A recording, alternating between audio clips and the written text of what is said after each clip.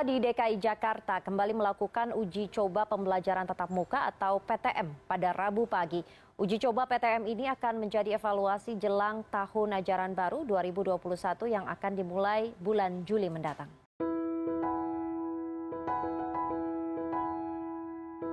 Pasti berdampak ya, jadi belajar itu jadi tidak efektif. Karena anak itu sedianya mereka belajar itu di kelas, ada sosialisasi, kemudian ada interaksi antara dia dan guru dan pelajaran. Tapi ya mereka terpaksa harus melakukan pembelajaran di rumah dan pasti ini tidak efektif walaupun memang itu harus ditempuh.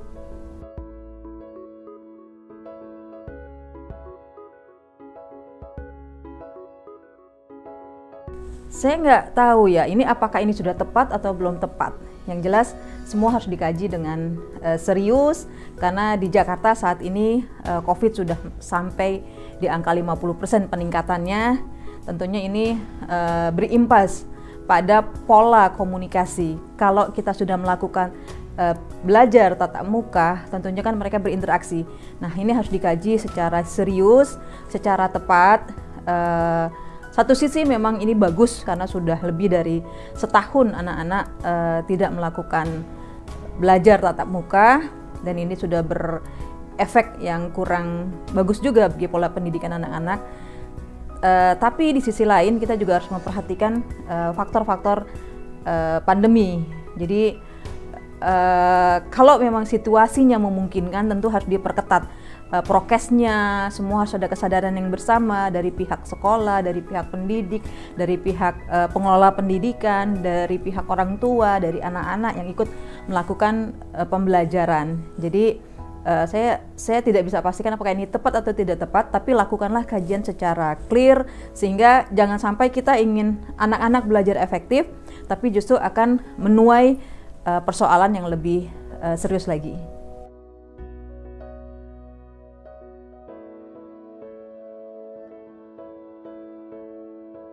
Ya, ini pasti dialami oleh semua orang tua, apalagi orang tua yang mohon maaf yang latar belakang pendidikan mereka rendah, ibu-ibu kuli cuci, tukang sayur dan seterusnya, padahal mereka juga kan ingin anak-anak mereka sekolah secara baik. Ini ada persoalan yang luar biasa memang.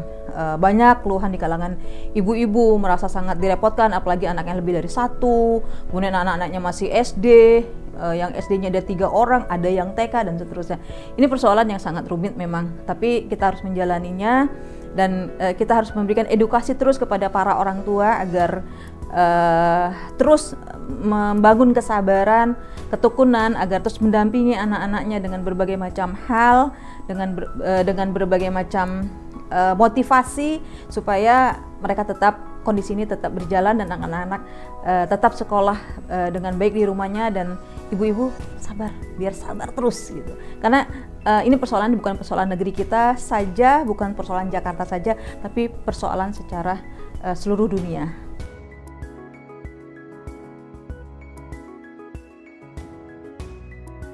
Ya, saya dengar Pak Gubernur itu tetap akan melakukan pembelajaran tatap muka karena memang sudah dimulai sejak awal Juni kemarin dan akan terus dilanjutkan.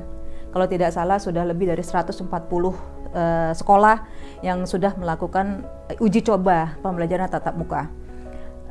Saya menganjurkan, saya menyerukan agar pemerintah benar-benar baik dari asistennya, dari dinas pendidikannya, dari kepala sekolah, dari seluruh pengajar itu benar-benar menerapkan prokes yang clear.